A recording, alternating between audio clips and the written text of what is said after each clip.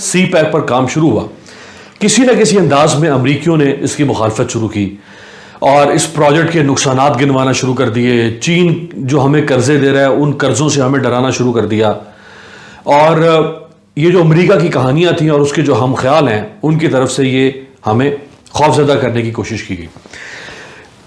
Trump کے جو وزیر خارجہ تھے مائک پومپیو, جب انہوں نے عہدہ سنبھالا تو انہوں نے اپنے پہلے انٹرویو میں یہ کہا کہ پاکستان کے لیے IMF کے پروگرام کی ہم مخالفت کریں گے, کیونکہ ان کے خیال میں امریکی ڈالرز چینی قرضے اتارنے کے لیے پاکستان کو نہیں دیے جانے چاہیے.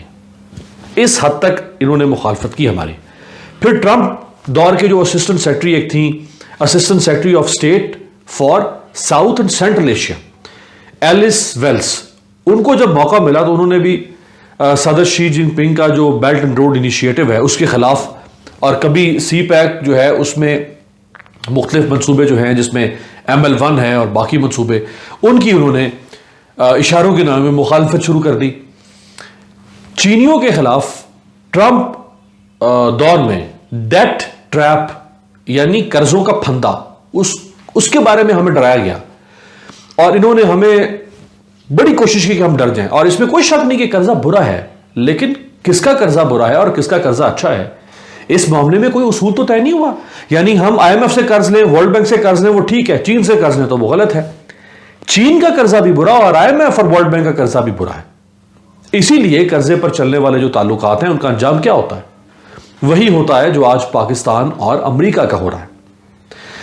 لیکن چین کے قرضے میں بہرحال ایک فرق ہے, اور وہ یہ کہ جو چین کا انداز ہے وہ انویسٹمنٹ اورینٹڈ ہے, اور اس کا مقصد ایسی کمائی کرنا ہوتا ہے جسے اگر چین کو 12 آنے کا فائدہ ہو مثال کے طور پہ, تو چین سامنے والے ملک کو بھی کم از کم 4 آنے کا فائدہ ضرور دیتا ہے, اور منافع کا اصول بھی یہی ہے.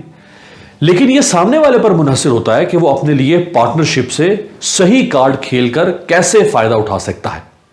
ہم نے دیکھنا ہے نا پاکستان نے کہ چین سے کیسے فائدہ اٹھانا ہے, یہی سب سے بڑا چیلنج ہے پاکستان کے لیے. لیکن جب سے امریکہ نے چین کو کھل کر اپنا حریف اور اپنا مخالف کہا ہے, اور دونوں کے درمیان جو ٹریڈ وار ہے وہ ٹریڈ وار پہلے سفارتی انداز سے لڑی جا رہی تھی ڈپلومیٹیکلی, اور اب وہ آہستہ آہستہ سفارتی سے فوجی مدار میں داخل ہوتی جا رہی ہے.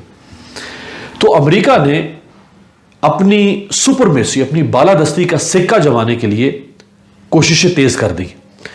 امریکہ نے چین کے ارد گرد یعنی اس کے محلے میں آ کر جو کن ٹوٹے ہیں, جس کو آپ کہتے ہیں پنجابی میں کن ٹوٹے, ان کا ایک گینگ کوارڈ کی صورت میں بنایا.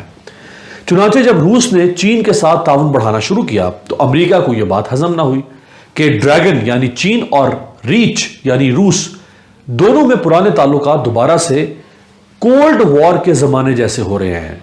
یہاں آپ کو یہ یاد دلاتا چلوں کہ کولڈ وار جس کو سر جنگ کہا جاتا ہے, اس میں چینی اور روسی جو کوآپریشن تھا وہ بہت زیادہ تھا, یہاں تک کہ چین کو ایٹمی ہتھیاروں تک رسائی بھی روس نے دی تھی. 5 سالہ منصوبے جو چینی اکانومی کے لیے سنگ میل ثابت ہوئے وہ روس یا سوویت ماڈل سے لیے گئے تھے. اس کے علاوہ جو ٹیکنیکل مدد ہے وہ بھی روس نے ہی چین کو دی تھی. تو پرانے تعلقات ان کے. اب امریکہ ڈرا ہوا ہے کہ یہ پھر سے اکٹھے نہ ہو جائے. آرکٹک سرکل سے لے کر یوکرین کی اسلحہ ساز فیکٹریوں تک چین اور روس مل کر کام کر رہے ہیں. یوکرین کے معاملے میں چین نے ایک بڑی چال کھیلی ہے, وہ اس طرح سے کہ روسی جو حمایت یافتہ حکومت ہے اس کو مغربی ممالک نے 2014 میں جب انقلاب کے نام پر اس کا تختہ الٹا تو روس کرائمیا میں داخل ہو گیا اور اسے جبرن ضم کر لیا, جس کے بعد یوکرین کی جو اکانومی ہے وہ بدحالی کی زد میں آ گئی. یوکرین سوویت یونین کا حصہ تھا تو اس میں اسلحے کی ایک بڑی انڈسٹری پروان چڑھی اس زمانے میں, لیکن 2014 کے بعد وہ انڈسٹری برباد ہونے لگی کیونکہ ان کے پاس ہنر تھا لیکن پیسہ نہیں تھا. اب چینی انویسٹرز نے اسلحے کی ان فیکٹریوں کے شیئر خرید کر اپنی ملکیت میں لانا شروع کر دی ہیں, اور آپ یوں کہہ سکتے ہیں کہ پھر سے اب چین کے ذریعے روس جو ہے وہ یوکرین کے اس اسلحے کو واپس حاصل کر رہا ہے. امریکہ کے لیے روس اور چین دونوں کا ملنا یہ برا شگون تھا. اسی لیے امریکہ نے بائیڈن کے صدر بننے کے بعد پہلا کام یہ کیا کہ ٹرمپ کی وجہ سے نیٹو اتحاد میں جو شگاف پڑ گئے تھے ان کو بھرنا شروع کر دیا, اور اس کے ساتھ ساتھ اعلانیہ چین اور روس کے اقدامات کی مخالفت خود بھی کی اور اپنے دوستوں کے ذریعے بھی کروانا شروع کر دی. اور کیا نتیجہ نکلا کہ بالآخر G7 اور جو نیٹو کنٹریز کے سربراہ ہیں ان کا ایک حالیہ اجلاس ہوا. اس کے بعد امریکہ اور اس کے جو حوالی ہیں انہوں نے اپنی چودراہٹ کی بقا کے لیے چین کو نشانے پر رکھنے کا اعلان کر دیا. B3W کے پروجیکٹ کی بنیاد رکھی ہے اور یہ اس لیے رکھی گئی ہے کہ چین کے BRI کو ٹکر دی جا سکے.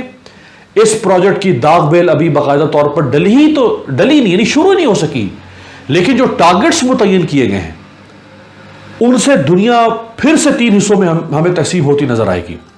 ایک بلاک بنے گا امریکہ اور اس کے حامیوں کا، دوسرا بلاک ہوگا چین اور اس کے حامیوں کا، اور تیسرا بلاک یا گروہ وہ ہوگا جو چاہے الگ رہنے کی کوشش کرے گا لیکن اس کو دونوں کی طرف مائل کرنے کی کوشش کی جائے گی. دونوں گروپ اس کو اپنی طرف کھینچنے کی کوشش کریں گے.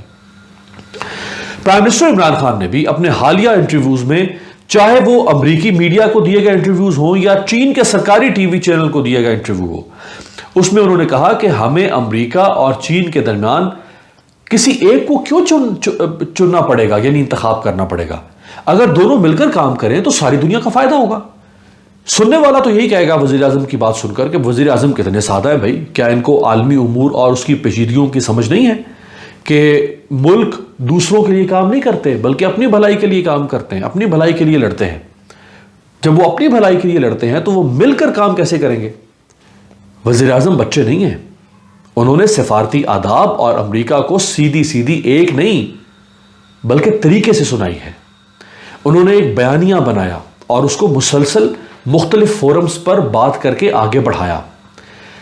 سفارتی زبان میں نہ کرنے کا ایک طریقہ ہوتا ہے. آپ ایسے نہیں کہتے نہ کہنے والے کو اس کے اثرات کا اندازہ اچھی طرح ہوتا ہے.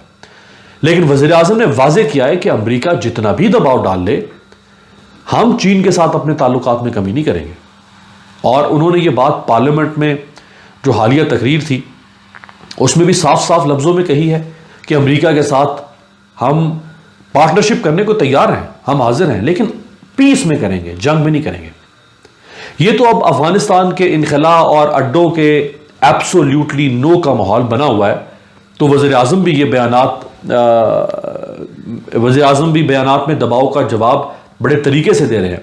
لیکن ایسا نہیں ہے کہ انہوں نے یہ موقف اب لیا ہے. کچھ عرصہ پہلے وہ اپنے انٹرویوز میں یہ کہہ چکے ہیں کہ پاکستان کا مستقبل اب چین کے ساتھ ہے.